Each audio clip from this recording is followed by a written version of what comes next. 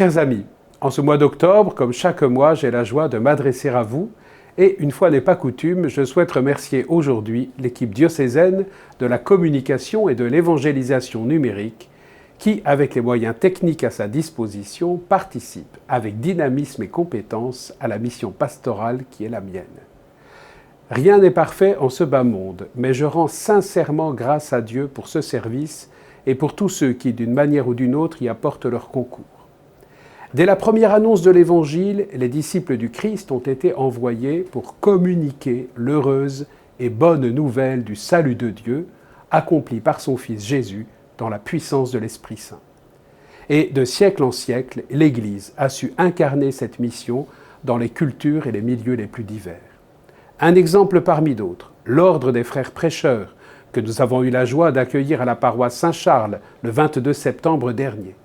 Au XIIIe siècle, période d'immenses bouleversements dans la société et dans l'Église, l'Esprit Saint éclaire le cœur de Saint Dominique pour qu'il réponde d'une manière nouvelle à l'exigence d'annoncer l'Évangile en prenant en compte les défis de son temps.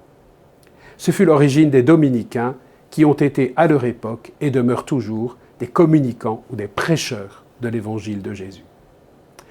Loin d'être une affaire de spécialistes ou réservée à quelques-uns, la communication des choses de Dieu relève de notre vocation baptismale à tous. C'est elle qui nous habilite à témoigner de la foi, à rendre compte de l'espérance, à vivre et rayonner la charité du Christ.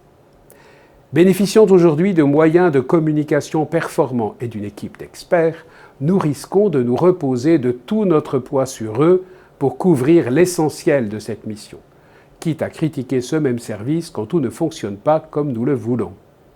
Ce faisant, nous oublierions que nous sommes tous des instruments de communication de l'Évangile, que nous pouvons tous être des relais d'invitation, d'activité, de formation, que nos communautés locales, paroisses, écoles, mouvements sont appelés plus que jamais à se ressaisir de cette exigence d'annonce, de proposition, d'accompagnement.